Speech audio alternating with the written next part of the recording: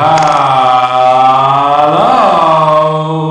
I probably blew out everyone's ears. Hey everybody, how's it going? Happy Wednesday. It's New Comic Book Day. There's new comic books out, and we have other things to talk about, like...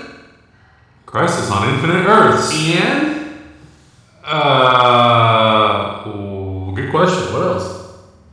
Watchmen. Somebody said there's an audio. Why did nobody tell me this is happening? Lucas, what are you doing down there? No. How you gonna honey did me like that? The audio sounds really weird. Oh, okay, cool, great. Glad to know now. I'm not gonna ever. Because you're down there, you can test audio, and I can't. All I could hear was the wait. Alright. It was fun. Figure it out. The wait screen. Trying to figure it out. I'm drinking some delicious water straight from our Brita filter. I think it's a Brita filter. Not sponsored. Good. Not sponsored. Fuck yeah. I don't know what it's doing. I can't hear you. I'm gonna sit here and eat noodles next to you. They can't see me. Well, this is perfect because in our tweet you said we're gonna pick our favorite something, and someone said, "Oh, they're gonna show each other their photos," and I was like, "Yeah, photos of our nudes," and there they are in their beautiful glory. Did you just make that right now in 3 minutes? No, I made instant ramen before my stream and but it only takes 3 minutes. It's really good. Look, I wouldn't put it past her to make a whole batch of noodles.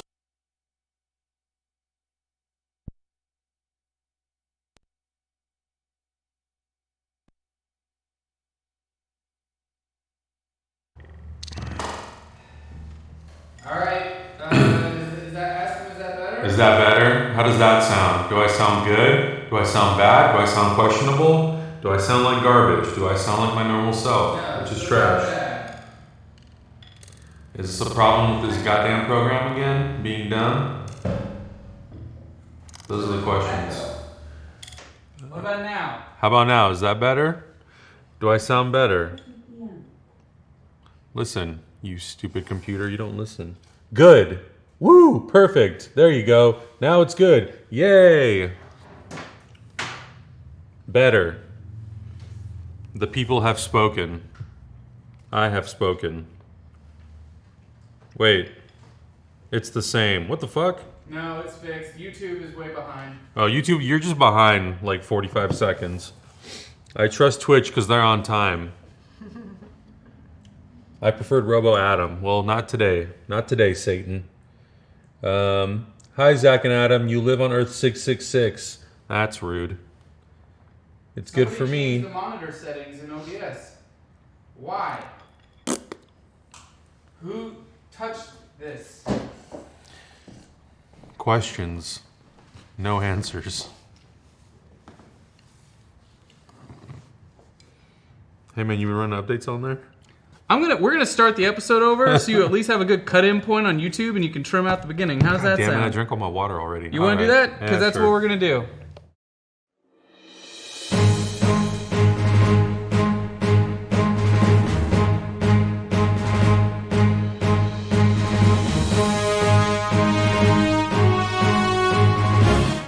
Well, hello everyone. First time seeing you here. Happy Wednesday. It's New Comic Book Day.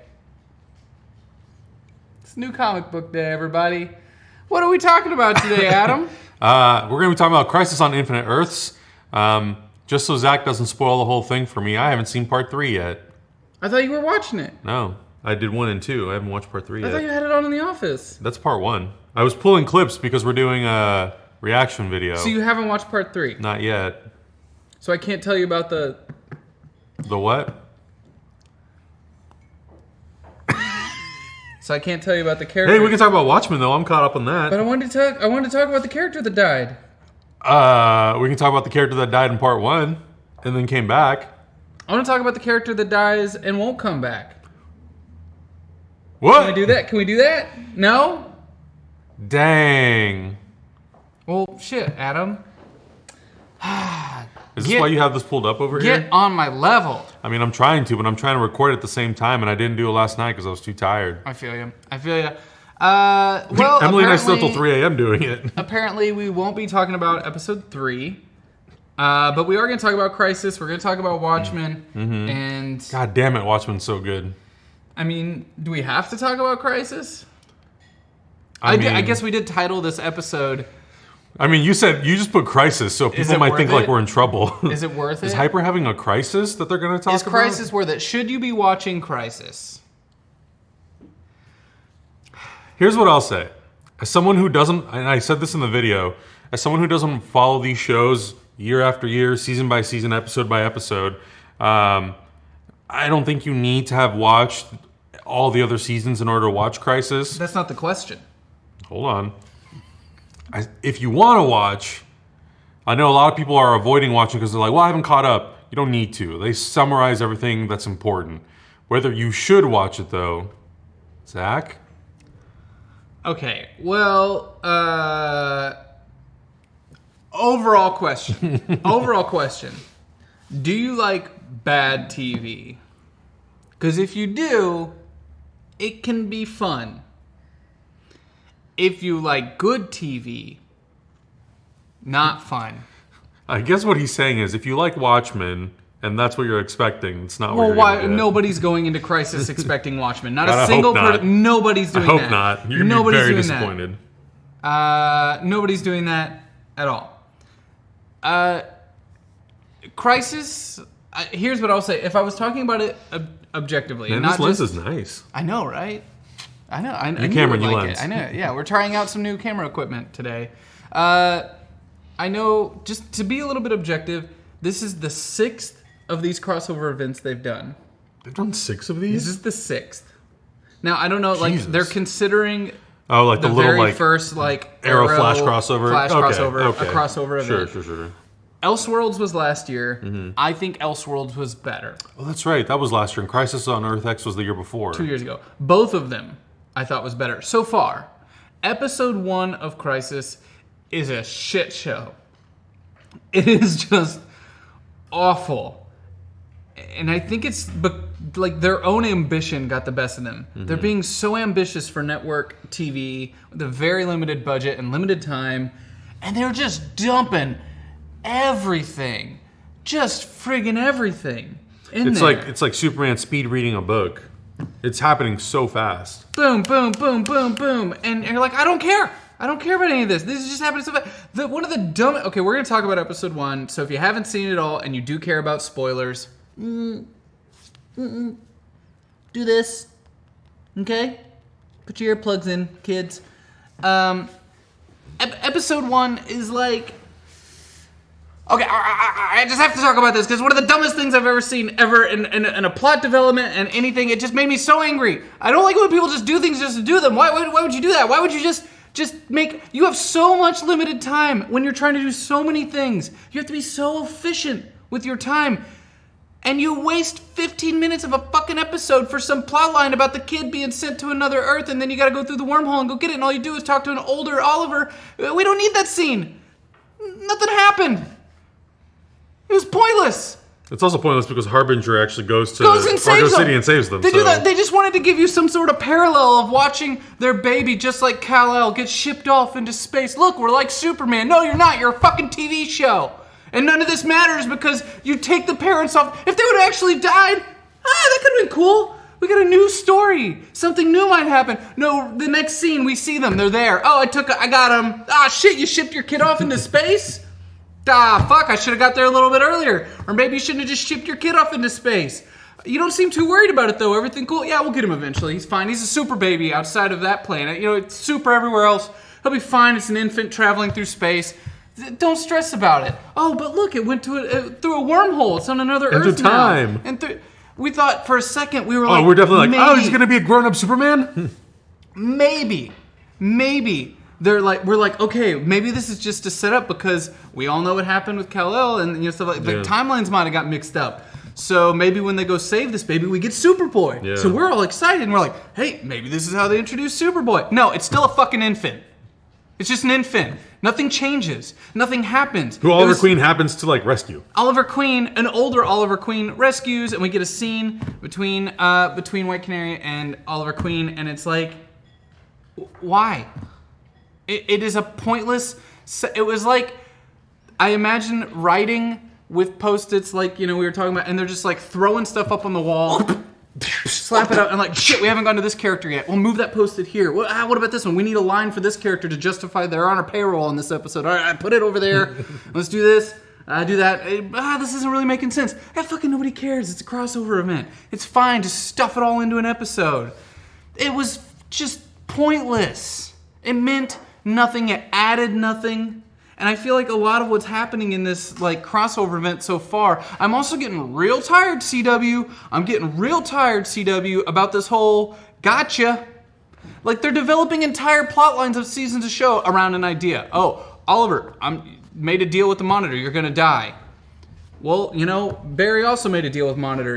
Or didn't make a deal, but it was like, you're gonna die in this. And you build the whole season of The Flash around it. You build the whole season of Arrow around it. And then they keep doing this stuff where it's like, oh, he's dead. And I laughed out loud in episode 2 when they were like, with his final breath, he held off, but he's still like, and he has a couple more lines. I'm like, he's still breathing. Like, you showed him dying, kind of, but then you take him off and you give him another scene. It's just so many like, gotcha, he's still not dead. Oh no, now he is dead? Oh, but Lazarus Pit, gotcha. Oh wait, Lazarus Pit's not gonna work? Never mind, something happens in this next one I can't tell you yet. Damn it, you're not caught up. They keep doing that. And they did the same thing with Flash in the newest episode. Where it's like, oh, this is it. This is the gotcha. That's how we do stories. Gotcha. So you loved it is what you're saying. There's so many fun things that are going on. And I think what Elseworlds did better is it's like a little bit tighter. It's more focused. And I think they tried too hard. I mean, Crisis, the comic book, was meant to be game-changing. It was meant to usher in a whole new era of DC Comics, to revamp the entire DC line, take the multiverse down to one Earth, and tell stories that way to allow new readers to come in. If I honestly felt like CW was doing all this to be like, yo, let's chop shop, you know, we're going to cut things down, and we're going to come out of this with one Earth. Everyone's on one Earth. It's going to be tighter storytelling, and we're going to go across brands to do it. If I felt like they were actually going to be that ballsy, but they keep doing these gotcha things where they like look like they're going to make a really hard choice, and then they back off. And then they look like they're going to go for it, and they freaking back off. I mean, the only thing that they would really need to bring into this universe for it to even matter to the rest of the shows on the Arrowverse is Supergirl, Earth 38. And they destroyed that, and they destroyed Argo City, so like those characters have now been forced to make a move to Earth 1. So you now have Superman and Supergirl and those supporting characters on Earth 1 with Flash and Arrow and Batwoman and the Legends of Tomorrow. So if that was the objective of the show and that was kind of like the only big objective and all the other stuff is just like, you know, filler basically, I feel like it could have been done in a little bit more of an efficient way. Also, I think the big thing is like what you're saying is these are really like 40-minute episodes. They're just an hour long because of commercials. And you look at something like The Mandalorian, which is about 35 to 40 minutes long, and then you look at this and you realize how much they're doing in all of these episodes to kind of like get us through what's happening. I did like episode 2 better because it was tighter. I liked its pacing better. Me too. Some of the story stuff, though, Adam, I've been sitting here looking like an ass to the internet. Not my first time. What did you think about finally seeing Kevin Conroy as Batman in live action? It was great to see Kevin Conroy, and I was super hyped that he was gonna have that exoskeleton armor, Kingdom Come armor. I was pretty disappointed with what they gave him. I was really hoping that if we're gonna bring Kevin Conroy for the first time into a live action setting, that we were basically going to get the Batman the Animated Series version of that character. He exists on Earth 99, which I thought was going to be some sort of like... I think everyone thought that. Yeah, I thought that was going to be some sort of like homage to Batman Beyond, the Batman Beyond universe, because that show came out in 99, so I thought we're going to maybe meet Terry McGinnis. And honestly, when he first opened the door, when Lucian Fox's son opens the door, I think a ton of people, not just myself, the other person I was watching with, we all kind of thought at the first moment, like, oh, wow, that's a bold choice. That's going to be Terry McGinnis? Yeah. Because I think, you know, you call it Earth 99, I think everyone immediately had that thought, and then you're like, wait, no, that's the actor that plays... Lucius Fox's son. And you're like, well, I forget his name. Yeah, Luke, it's like Luke Fox. they're doing that with Brandon Ruth, he's playing two characters. Yeah. Maybe. Nope, he's not. Okay, yeah. Yeah. So I thought, like, okay, cool. This is going to be an opportunity to, like, explore more of that world and all that sort of stuff. And then, like, Batman takes a very dark turn, and he's the Batman who killed that world's Superman. He's killed a lot of the villains. He's got trophies of all of the villains on his mantle, along with Clark Kent's glasses. And I'm just like, well, what? I would have been okay with. Yeah. If he didn't die by tripping into a power outlet. He gets pushed into a power outlet and dies, but this is also the same Batman who killed Superman. And I'm like, what? I get that he's old, but he lands a good punch on Supergirl, and then he just like, Yeah. oh no! Kate, no hope. I'm like, what? No. So, I would also say, like, I know the first thing a lot of people are going to say is the Batman killing thing. I personally didn't have too much of an issue with that because he's not the Batman of our main continuity. He's a Batman of another world, and we've had Batman of other worlds embrace that. Thomas Wayne being one of them. It just felt like a really weird choice for Kevin Conroy because it's the first time we're seeing him in a live-action setting as Bruce Wayne. I thought we were going to get something else. I think it would have been... They would have never got him, but if they got somebody like Michael Keaton to come in and play that version of Batman, then, like, that to me would have been more convincing because I would have... you look at the 89 movie, and he definitely kills in that movie, and... he's definitely more of an unhinged Batman when you really look at Michael Keaton's performance. You're like, this dude is crazy. He seems like someone who would more realistically go over to that side where he would kill people. Well, I will give somebody in the YouTube says, well, they didn't have time for an extended fight, and everyone would have been annoyed if with Kate beating him. Sure. They would have had time for an extended fight if they didn't waste 15 fucking minutes in the first episode with some stupid infant going off into space plotline that doesn't develop anything and go anywhere. There's efficient time usage here. We could have got a better fight. Would have been rad. So it's like, to me, it's not so much about the Batman killing thing because, again, Elseworld, not the main continuity, all that sort of stuff. It's more about the fact that it was just Kevin Conroy, and I really was hoping we would give him something else other than, like, I'm the broken Batman who's murdered everyone, and once you start killing, you can't stop. I'm like, oh, all right. I guess this is where we took Kevin Conroy, but okay. I would also say I think the thing that bothers me the most about this whole event is they're trying too hard and the plot lines are way too convoluted and they could simplify things a lot. And the whole just playing monitor off is kind of like, I'm doing what needs to be done and you just can't comprehend it because I'm just so smart. I can see I figured it out. This has to happen. I don't buy it. It doesn't make sense, and it also doesn't make sense that our heroes would be okay with it. And I know they backtalk him a little bit, but they don't do anything. No actions come from it. I also sometimes the Monitor can just teleport everyone. Other times, when he's trying to tell Oliver Queen to come on, let's go, and he's getting everyone off that roof, he's doing this though. He's literally going, and you, and you, and you, and you, and he's just going down the line. Other times though, he can teleport everybody out of once, but that's no, you. And you're the only people on this roof, and you, and you. And then Oliver shoots him with an arrow, like, oh no, an arrow. I'm stunned. I'm unstoppable. Oh God, that's the stuff where I'm just like, you can do better. You can do better. And the other one was all the Lex Luthor stuff. Him now just going off and killing Superman in all these other worlds. I think conceptually that's great. It didn't play out right, though. It felt so tacked on.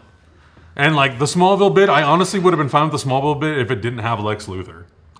I would have preferred a deeper conversation about life and what it means to be a father between Superman and Superman. Right. For 5 minutes. I gave it up because of this. Yeah.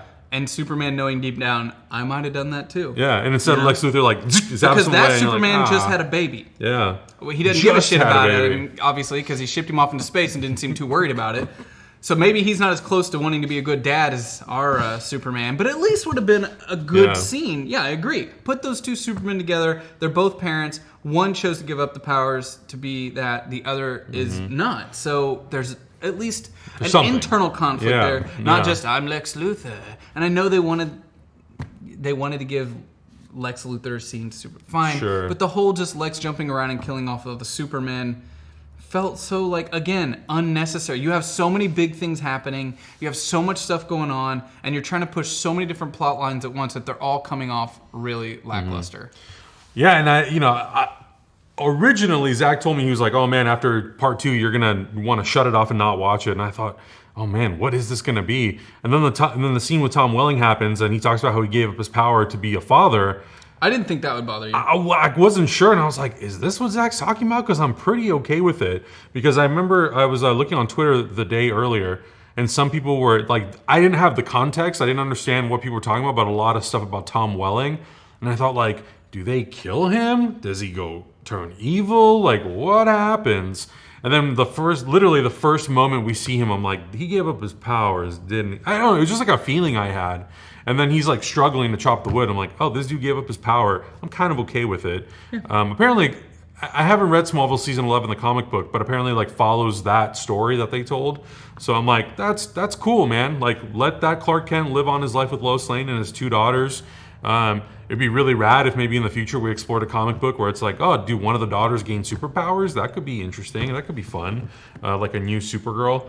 Otherwise, I like the scene with Tom Welling. I mean, I heard rumors that we would see Tom Welling in a Superman suit, but I wasn't expecting it because I think there's always rumors about Tom Welling coming back and doing some sort of a cameo, and I was like, they very well could in-game this. We could get to the final episode, and there's like a scene Tyler where Hope. everyone versus all of the heroes come back to fight the Anti-Monitor. Which, like, I wouldn't be upset about that if that was like an episode 5 surprise.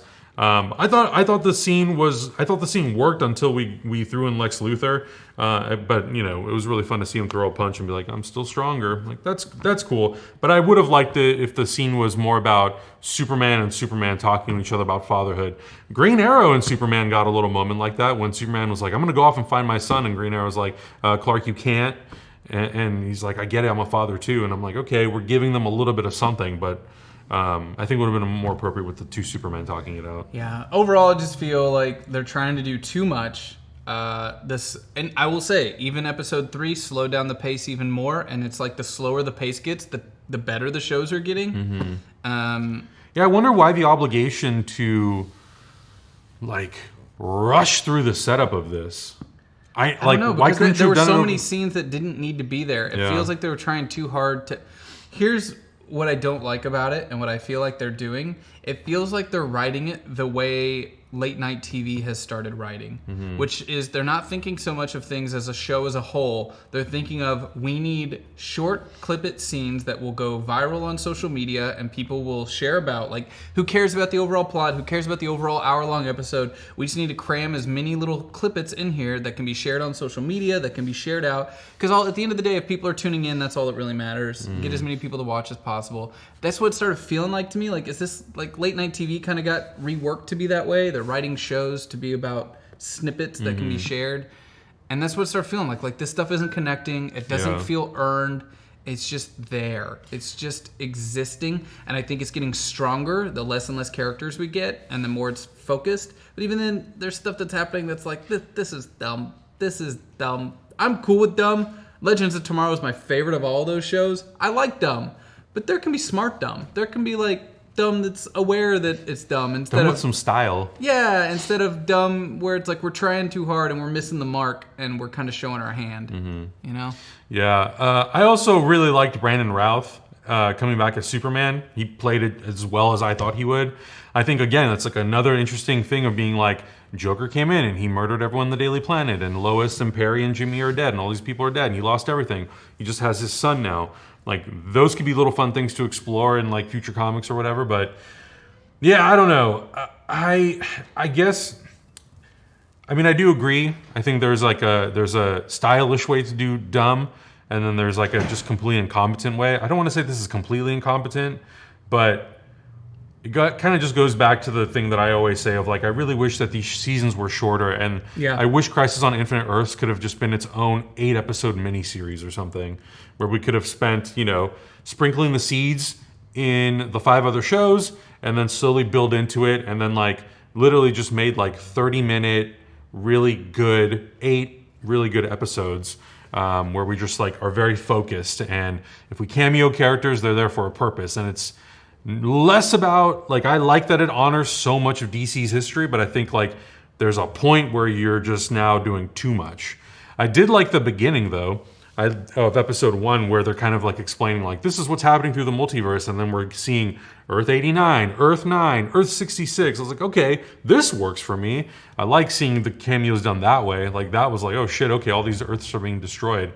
I am curious though, like if Earth 9 where the Titans live is destroyed, is that even gonna matter in season 3 of Titans, or is it gonna be undone? Like, Yeah. or are they just doing it because they're like, we can do this because we're DC? I do. Not that worried about it though. I do see somebody in the chat saying I'm getting, so some people for sure don't disagree with me in the YouTube chat, and that's fine. These are my opinions. This is how I feel about it. I watch a lot of these CW shows. When they do things right, I'm the first to be like, I thought this was really great. This is really fun. But I'm also not going to be afraid to be like, nah, this isn't working for me. But I know somebody said like it's like they agree with the plot being quick and all that stuff, but they've also been building it up all season on the Flash and Arrow, and that's part of my issue with it, is that they're building up certain things are going to happen the whole season, and they're just kind of being like, gotcha. Oh, you think we told you all season long Flash is going to die? Is this the moment? Is this it? Oh, maybe it's this moment.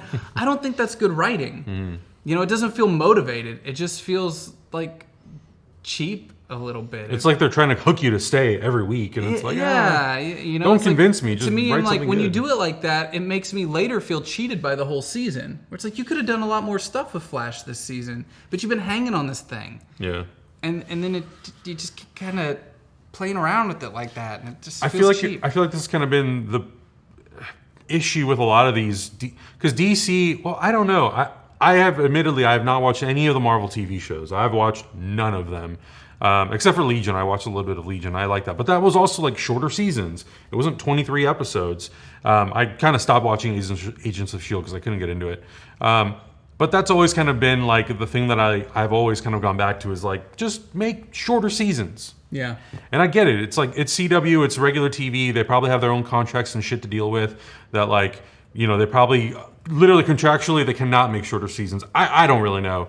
But I feel like if they could, even if they did 12 episodes, like that's still a lot. But, if they did like 12 solid episodes, they took the budget for 23 and reduced it by 10 and just told really tight stories. And even if they rotated shows out by season, it would, one, allow them to bring in more DC shows if they wanted to.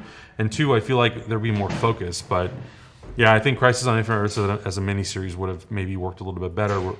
Like Watchmen, basically, where it's like an event, and that's what we're focused on. At the same time, like, that's not the network they're on. No, exactly, and that's why it won't work. I get it, if they were on HBO Max, it'd be different, or DC Universe or right, something. and when things are working in the CW stuff, I think they work really well. Yeah. I think there's things that CW can do that no one else can do, and I will not discredit that what they've done is crazy ambitious. Oh, 100%. So ambitious to bring people even from Netflix over to a cameo in the CW. Yeah. It's extremely ambitious. I can't even imagine planning it. You just start to step back and kind of be like, why? Mm-hmm. Maybe we could have done without, and we would have a stronger story that more people are talking about. Because I thought Elseworlds was strong in that regard. They still had a big crossover. Yeah. There was a lot of stuff going on. It led to bigger things, but it didn't feel as like... jarring. Yeah, it feels really jarring, but whatever. Yeah, but I do agree though. I think it's really cool that they are able to bring in characters like Constantine, Lucifer, all the Supermen. Like, I think it's really fucking cool that Brandon Routh came back to play Superman. I'm curious to see like what his role is going to be in Chapter 3 and beyond. If he has a really good scene in Chapter 3 that you'll really like. And it's just a line, but it's like, you need that line. Yeah. Superman fans like you need that line, and it's something that's missing from the current version of Superman in these shows. I mean, because let's be real, it's not Superman's show, it's Supergirl's. Yeah. Supergirl gets those moments. Yeah, for sure. She gets them all the time, and that's cool. And I'm fine with that because it's Supergirl's show. Yeah, it's her show. But you finally get to have like a Superman line where you're like, thank you, we needed that. Yeah. We needed that. Yeah. Should we, though, flip this over and talk about Watchmen? Because this is going to be very different. We have nothing but... My God. Oh my God, yes, watch this show right now. It's amazing. Please just watch The Watchmen. Oh my God. Watch The Watchmen so more people make things like The Watchmen, so we get more things like The Watchmen on TV because it's so good. Oh my God. It's fucking amazing. It's so good. It's so good. Like, Jesus Christ, it's so good. I can't get enough of it. I can't believe I will say I'm actually like there's a part of me that's very happy that I came into it as late as I did, because then I got to watch 4 hours straight and then watch like 2 hours, and now like I pretty much caught up week to week on all the episodes. And man, it's been amazing to see seeds that were planted early on in the season, or even in just like 1 or 2 previous episodes, things that we talked about of like this castle. Where is it? Who created it? Is this really what we think it is? And to now sort of see all those things being slow, like the bow is slowly being unwrapped, and you're like, oh shit, it's some of the things that we thought, some of the things that I would have never thought. This is amazing. And it's done in such a smart way. Again, I think we may have talked about this last week or the week before. This feels like a show, and I don't know whether it was or wasn't, but it definitely feels like a show that was done definitely like planned out ahead of time. Or at least it feels that way. Oh, it had to be. You know, they looked at the board and they went like, this is where we're starting, this is how we're ending. What are logical steps? There's far too many things that you say. It's like there'll be a sentence in the first episode that comes back in the last one. You're like, it's so incredibly well woven. And like sometimes when episodes do flashbacks to things that were said to like remind you of what happens, you're like, I didn't need this. But for this show, because there's so many things happening, I welcome it. Yeah. Because it's a nice reminder of like, okay, yes, it is exactly that. Right. thing. I don't even know where to begin, because I think the thing I'm liking the most about the show right now is that it's elevating the source content. Oh my God. It's not copying, it's elevating. Yeah. It's making me like the original content even more by doing new things with it and making it fucking relevant. And it is a shame in my mind that Alan Moore will probably never watch this, because honestly, this is the closest thing to something I feel like he would actually enjoy. Mm-hmm. It's not just trying to take what he did and copy it. It's making it relevant to now, to today's day and age, and making it a story that's impactful now. And that is an accomplishment in and of itself. I love the storytelling devices that change from episode to episode, the way that they're telling these stories in such an organic and unique way, and not just sticking to a very standard format. Mm-hmm. We're getting to explore so many things. I like being wrong. I love sitting around thinking like, I bet this is going to be this, and then being not, so like, wrong. Oh, it was way off. Like, oh, this is great. Yeah. It was not even close. Yeah. I'm an idiot. And most of the time when that happens, it exceeds even like what I would like. I try to think of it as like, oh, it'd probably be these things, and then it goes even above and beyond. I'm like, God damn, man, this is so smart with what it's doing. What's gonna happen? What do you think's gonna happen? Oh my God, I feel like that could be a 45-minute video. Okay. Because there's like if there are things. If you're not, just plug them up. I can't believe the scene where he went and talked to Ozymandias and was like, "You would like it there. You should go." And you're like, "Oh, I thought he had been there all along." But no, it's like his own device sent him there, wanting to be there. And of course, so quickly he was like, "I don't like this. I want out. I want out." And you're like, this all has to be coming to an head, and Ozymandias is going to show up. Yeah. He's gonna. Yeah. But is that what the Millennium Clock's for? Is it to bring Ozymandias out? Mm-hmm. To bring him back? Or is it for something else? Yeah. Why isn't Lady True not worried about freaking white supremacists getting Dr. Manhattan powers? Yeah. Why is she not upset about it? Why isn't she freaking out? Yeah.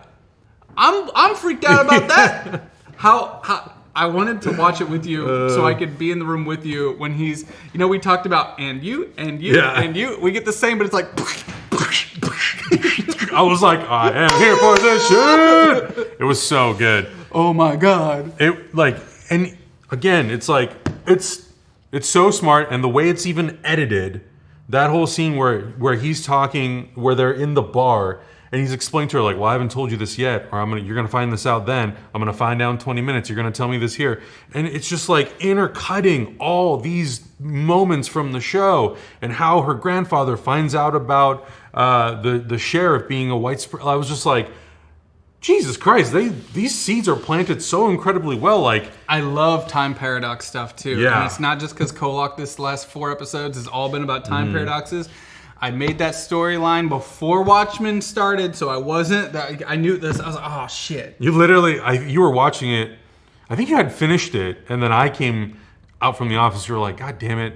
People are going to think I copied Watchmen. Like, I know. Oh shit, I got to watch this now. There's all the time paradox stuff. But I love it's like Angela, when she's like, oh shit, did I start all this? That was amazing. It was like, oh my God. Yeah, did you? Because, it's just, it really, it's so fulfilling to watch this show and to see all these things sort of come to a head and come to this point where these two characters, Dr. Manhattan and Angela, are now dissecting everything that's happened. And you're like, oh shit, did this one person, this one little thing that this person said or did this like cause all of this to happen? It's so incredibly well done. And I really had 0.0% interest in this show when it was announced. And I can't believe how like... Me too, it's exceeded every expectation. Yeah. The trailer didn't give me, and part of that's the movie's fault. I mean, the movie has some beautiful visuals, but it's a story from the 80s. It is quintessentially... I love the comic, and I think there's a lot of great stuff in the comic book because I love comic books and read them all the time. So it's kind of like you have to read the Watchmen if you're going to read comic books. It's something. It's a rite of passage. Yes, it is really that good. Go watch it immediately. It's so good, and the movie, made it feel like I don't know if the Watchmen's something that should ever be made. It's just how do we relate? It was a product of its time.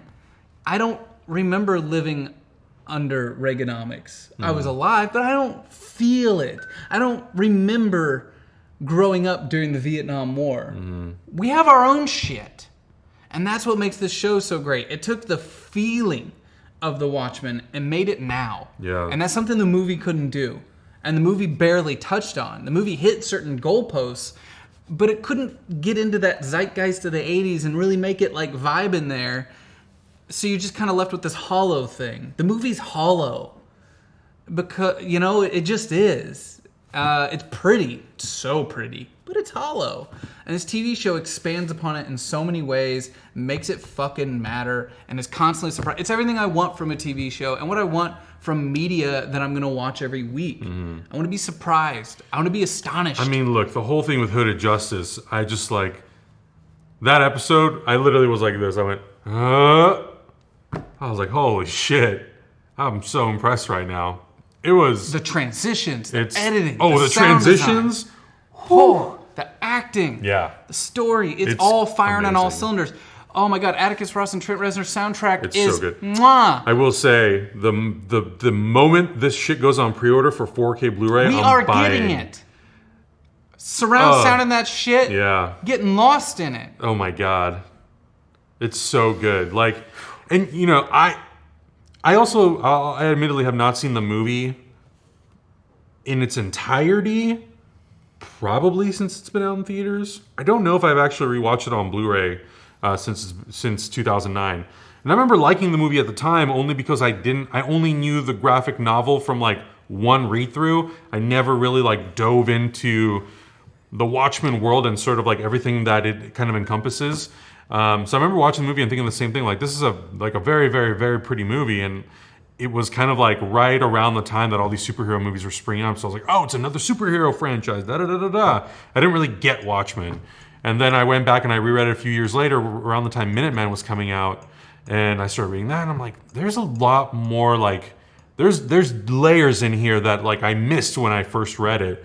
Just because I didn't like get it at the time. But then you watch this show and you're like, God damn, I never would have thought that a sequel series to the graphic novel would have taken like concepts and things that were kind of like seeded in this and blown it out and made it work so incredibly well in the modern day. With also so kind of little, too. I mean, we have the tent piece. We have the tent poles. We've got Ozymandias and we've got Dr. Manhattan. We have a whole new set of characters, whole new ideas, whole and new Silk Spectre, time but she's not, And they find a way to expand on what we already had without copying. Yes. And that is, to me, my favorite aspect of it. Yeah, like the Ozymandias you meet, the Doctor, like all these characters are just like, dude, this is like such a evolution of the material and of the characters. And Regina King is so fucking amazing in this show. Like, everyone in the show is really, really good. Tim Blake Nelson, like everybody. Yaya as Dr. Manhattan he's so good. He's so good. Scenes like, get up off the fucking water and tell me where my kids are at. I was like, yeah, let's go. You tell him. That shit was amazing. her interactions with Dr. Manhattan were really great too. Yeah. Refreshingly good. Yeah. And I told you my only concern was like, is anyone going to call out the fact that he was a white guy that turned a blue guy that then became a black man? I have not seen anyone. I've also haven't been looking for it. The show called it out. Yeah. Ozymandias was like, nah. Times are different. Times are different. Yeah, that shit wouldn't fly. Things are different Which now. again, it tells you like how everything is thought out. Because the second that episode ended, like you brought that up, and I'm like, oh yeah, what are people gonna say? And the show's just like, by the way, and you're like, oh damn. And they do a good job of framing it Yes. in as it was Angela's choice. Yes. Angela's heart chose in a really fucked up way. But I can be that anyone you scene want me was to be. fucked Yeah. up. That's a Well, then be this man. up scene. Yeah. And I liked that she was resisting because she knew she liked it. Yes. I liked that too. And he's like, you're holding it, Yeah. But of course he knew that because Yeah. he's in all places at once. God, I fucking love it. It's so good, man. I love it. It would be amazing if like any other DC show. And I think a lot of people forget, like, okay, it's a Vertigo comic. It was a Vertigo comic technically, but like it's still a DC property. It'd be amazing if other people at DC looked at that and be like, damn, what's a fucking cool character that we could take and do like make a Watchmen quality show I don't out of it. even care about DC. I care about just TV in general. I Sure. want more people on TV to make shows like that. Yeah. That gives me that like fills my Twin Peaks like. Yeah. Like I need to fill that space, and Twin Peaks is like the only thing that really does it for me when it's not on. And Yeah. now the Watchmen's doing it. It's like something fresh and exciting and different that has symbolic representations of its Keeps you characters thinking, and keeps you me talking, thinking. keeps you wanting to like engage with it. Not everything is black and white. Yeah. You know, there's things to think about, and you don't know where you land on them. Yeah. I need that shit. Again, it's been very difficult for 13 weeks to watch Titans and then jump back and forth between Watchmen. I'm like, motherfucker, where's this show? It's just so different. I It's know. so different. This It's is just such a like different I ball can't. game. It's a different world. An HBO. If DC Universe wants to try to be adult, Watchmen is the type of show you should be like trying to make. Because that shit, so good. Yes, hindsight POV in the YouTube chat. The Watchmen show is a new storyline, not based on the comic books. Yes. But shall we? Because this Yeah. is a comic book show, and we talked way too long about Crisis and Watchmen. And I don't have to challenge the Twitch audience, and I'm calling you out. Twitch audience will stick around, and they'll talk comic books with us. YouTube, I'm challenging you. Start reading comic books. Do it. You talk about all these superhero shows with us. You show up when we're talking about them. You show up for the trailer reactions, but you leave when we talk comic books. Read comics. All right? It's an art form. Check it out. Do it. Fucking do shit. And also watch the entire trailer reaction. Not just the trailer reaction where we're making stupid faces at the video, but also the discussion piece. So when you're like, they talked about this and you didn't catch it, like we did. It was just, we talked about it after you watched the trailer reaction. So watch the whole thing. Man. My God. Peyton out here trying real hard to defend the fact that you don't like Watchmen. That's cool. That's cool. We love it. It's good shit.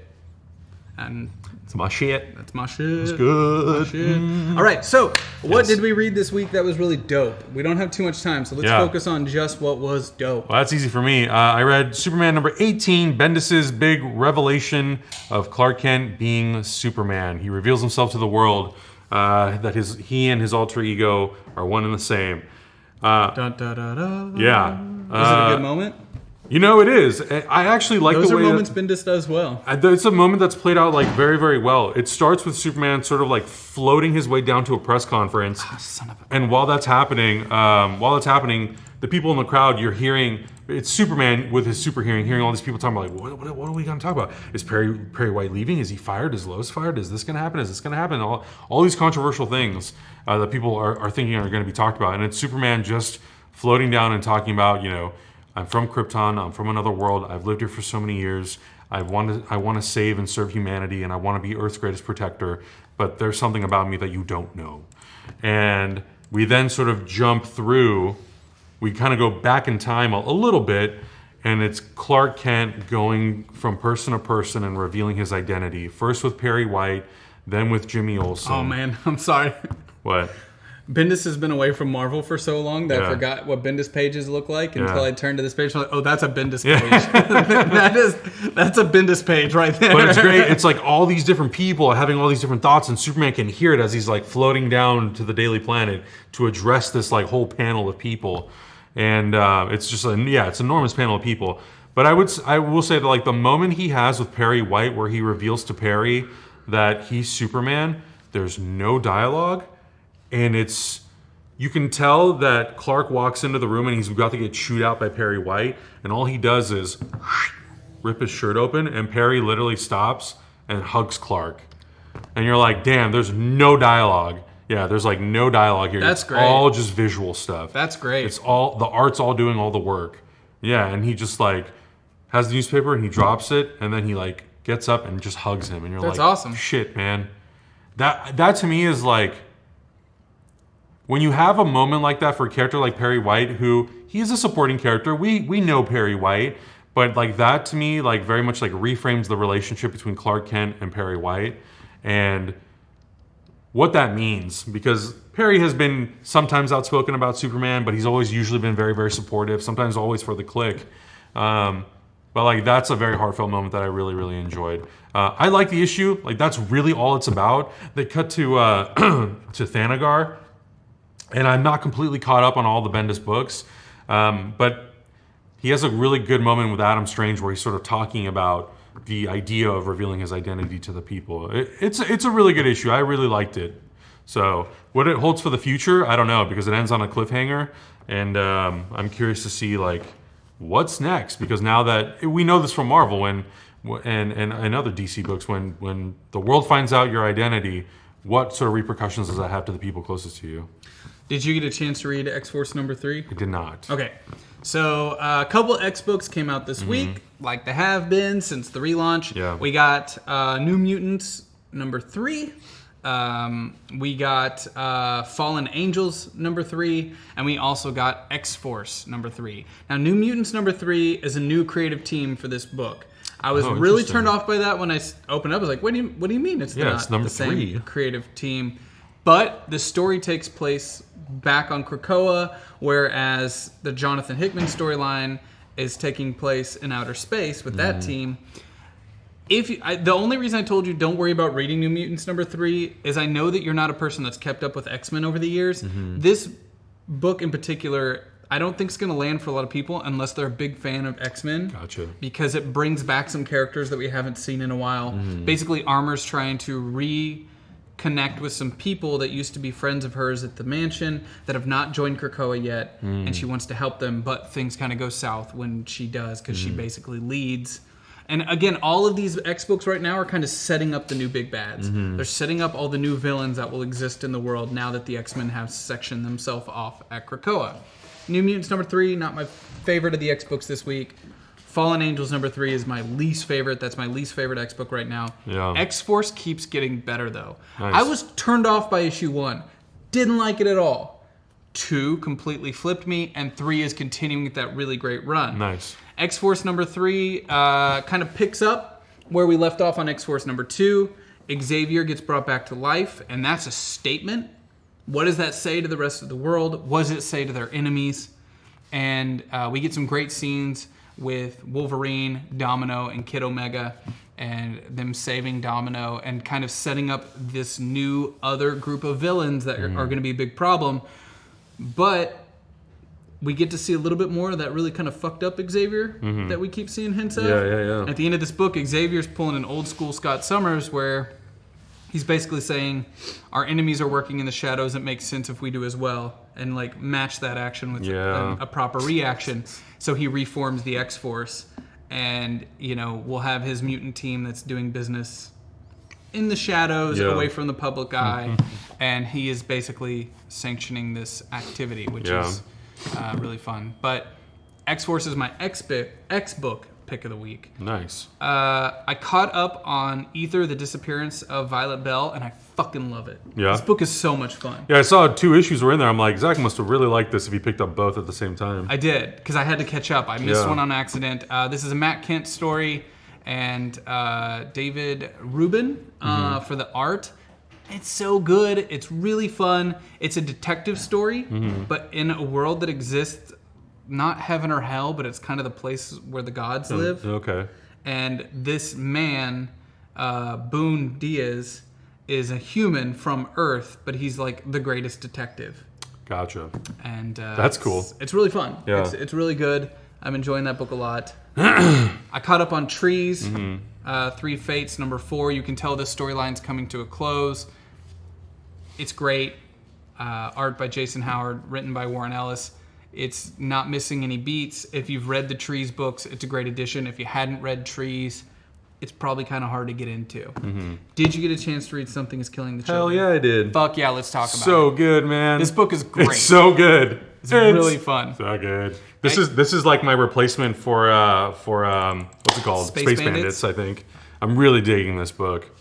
This issue in particular expands on some things that we were hoping to find out. Yeah. And starts growing the world a little Yes. bit more. We find out more about monsters. We Yes. find out more about our protagonist and the families and how they're dealing with these things. That interaction between the people that know who she is and the police was really interesting. Yeah. Because basically there's some shadow organization that's like, let her do her shit. Yeah. I'm like, is she like a John Wick kind I don't know. character? You know? This was a great scene, though. Oh my god, with the chainsaw, this opening at the House Depot where she's trying to get a chainsaw, and this guy's like trying to upsell like the latest and the greatest and all this tech. Da, da, da, da. She's like, just give me kind of the shittier one as long as it's cordless, so I can fuck some shit up and cut through anything I want. I'm like, okay.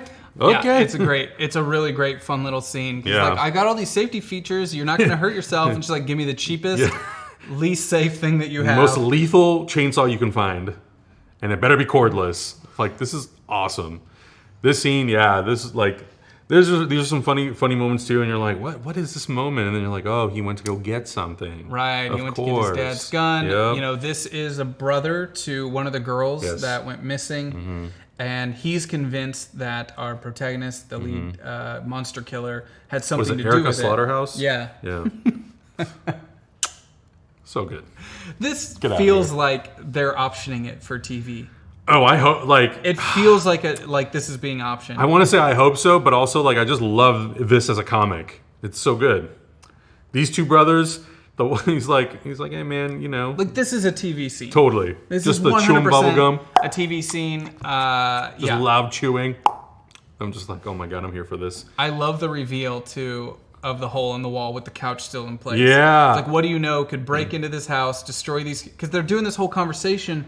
And you can't see this wall throughout the whole time. You yeah. also can't see who's dead, but you know it's another child. Oh my god! And I know will it's a say, child I think that's it's been this. mutilated. Yeah. So like in the middle panel there, you know it's gonna be a child, but then you see it and you're like, this is horrible. Multiple kids. Yeah. They said the girls. Yeah, I'm like, this is terrible. Ugh. It's brutal. And Very then you go brutal. over, and you go over to the next page, and you're like, this fucking thing crashed through the wall. Right. They're trying to have a Goddamn. conversation on what do you Yeah. think happened, you know, and he's basically saying like an animal would do it Mm-hmm. this way, a human would do it this way, and then they're like, yeah, but what do you know could come in through the side of a house while leaving all the furniture untouched? Yeah. Sure the fuck can't, Wild. baby brother. Yeah, can you tell me what the fuck can do that? Sure the fuck Sure can't. fuck can't, baby brother. It's got this like it definitely has a little bit of like a Stranger Vibes sort of feel, but like more adult. Yeah. And I love it for that. I think that's really, really cool. But also like, yeah, it definitely like plays with the horror elements a little bit more. So this is the first glimpse we've had of Yes. anyone who is a part of some secret society. We know that symbol on the hand is Yeah. going to mean something. I'm assuming this is the same person that our protagonist talks to anytime she's on the phone. Erica Slaughter. Erica Slaughter. Oh, Slaughter, yeah, Erica Slaughter. I'm assuming that this is the person that she talks to every time. Yeah, so like I like, and also this is already issue 4, and I imagine the next issue might be the Volume like end. the end of the volume. So like we still may not get a lot of knowledge, just like who this like organization is and stuff, which like I'm totally fine with, because I love the way that this issue ends. We do learn a little bit more about, only kids can see the monsters. Yes, that's important. But there's somehow that she can, and apparently something had to happen to her for her to be able to see the monsters, even at whatever age she is now. Yeah. And which was interesting to think, like, a very interesting conversation of like, well, adults can't see them because they've outgrown that type of fear, basically, of like monsters.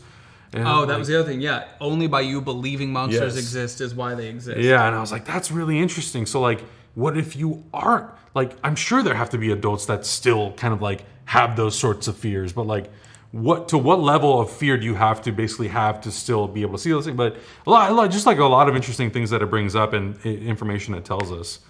And then then obviously this like detective who is immediately called and like, don't follow Erica. Da, da, da. He's like, but wait, you told me to come out here and follow her. Like, just don't follow her. And he's like, I'm just gonna go follow her anyway. And then bop, things happen, and you're like, oh shit, this is about to get heavy. It escalates really quickly. It escalates, yeah. And then I think like the cliffhanger is great and it makes me good super book. excited. Yeah, like I'm really digging it. It's a really fun Also, book. like the one thing with that I do love about this is, even though it comes out month to month, I find that it's like it's again just like Spaceman. It's very easy to pick up and then just like go. You retain a lot. It does like a really good job with that. So one of the things I did over Thanksgiving break was I reread all of the Mortal Hulk. You've been And- loving this. Love it even more on Yeah. a second read through and being able to tighten everything up in my mind. And this issue is awesome. It's from the CEO of Roxxon's perspective. Hulk has basically declared war on the human world, but he's become a teenage icon. Oh, wow. So you have like all these like kids basically worshiping the Hulk. Yeah, He's yeah. a symbol of destruction and tearing down the old ways. And there's two storylines happening at once in this book. And it's done really well. The art is fantastic. The writing is fantastic. We have this police officer or security guard, better yet, for Roxxon, who is guarding like a media station that they own. And it's his perspective of the world used to be so much different. The world was for me.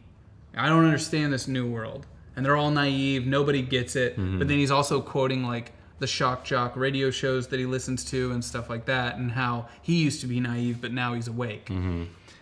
You underlie that with the CEO of Roxxon, Agar, who is a Minotaur, and he has revealed himself to the world as a Minotaur because he thought, if Hulk can come out to the world and people support him, fuck it. I'm going to Me too, right? reveal myself too. Yeah. This character was a great villain in Thor's run. There was a whole section of Thor before Jane Foster and even during Jane Foster where Thor was kind of like taking down companies that were bad for the environment and things. It was a really interesting run. It's really cool. And this whole issue becomes kind of their two storylines going hand in hand. This guy contrasting with the head of Roxxon, who doesn't give a fuck about this guy. Everything's just a bottom line to him. And he's trying to figure out, the head of Roxxon's trying to figure out how to flip the damage Hulk has done. And all the masks that like these kids are wearing, you realize that Roxxon themselves sold them. Oh. And they're like, if we can't defeat the Hulk, we can own him. Yeah. Own his image. Own his likeness. And then they're like, we'll make the masks and then we'll leak out ourselves that we make them to make them less popular with the kids and start making Hulk seem less like something that the kids should be supporting. Damn. It's really cool. great. This book is great. If you've not checked out The Immortal Hulk, it is better than it has any right to be. It's another example of a superhero comic that elevates and extends far past the genre. It's horror, it's psychological, freaking great. So good. And the book ends with them being like, we have to find our own Hulk. So Roxxon's wanting to find their own Hulk and become a media sensation. So Interesting. they go to the island of monsters to find one. Wow. Okay. It's going to be interesting. Really enjoying this book. I think for the most part, we got through a lot of the books that we checked out today. I got through 22 pages of The Dark Knight Returns Part 3, or whatever it's called. Yeah. I couldn't really get into it. It could also be because it takes place, it follows the other Dark Knight Master Race books, and it follows oh God, what's her name? Jesus Christ, who was the Robin in that world? Carrie Kelly. I don't remember. I think it's Carrie Kelly. I forgot a lot of that. But she becomes Batman, and Superman has a daughter and a son, Lana and John, and it's like it's them teaming up, and it's also Darkseid and Joker teaming up. There's also a lot of like political stuff in the background happening, and I'm kind of like, I'm 22 pages in or 30 pages in. I'm like, I don't know where this is going. I just got to the part where John and Lana want to try to kill Darkseid, and he becomes a big monster, and I'm like, okay, but like, where are we going with this? So. Well, that's it. A couple other books came out this week. Gideon Falls. If you've been following me on this show, you know I love that book. It's great. A lot of you, though, I would recommend wait for that to come out in trades. It reads a lot better as a trade. It's pretty dark and dense, so check it out as a trade. But that's pretty much all we got for today. Thank you so much, everybody, for joining us on this wonderful Wednesday. We will be back next Wednesday, same time. Same bad channel. We'll probably be talking about the newest episodes of Crisis. Hopefully that we're and like the Watchmen finale. Wait, there's like a month break before the final. Yeah, it's not till January. Never mind. We got a month. But we will be talking about that Watchmen finale. You can guarantee that, and of course more comic books. So if you are on Twitch, stick around. Coming up right now is the finale of He Left It Dead, our Call of Cthulhu RPG. It's going to be really fun. If you're on YouTube, come over to Twitch and watch it. What else are you doing? Come hang out. Watch some horror. It's horror, and we do it live, and it's improvisational, and it's a cast of Joe Starr, who writes for Screen Junkies, and he's only been nominated for an Emmy like 3 times. 4 amazing actresses playing inmates in a insane asylum. So come watch. All right, see y'all later. Bye. Bye. Connection here. I feel like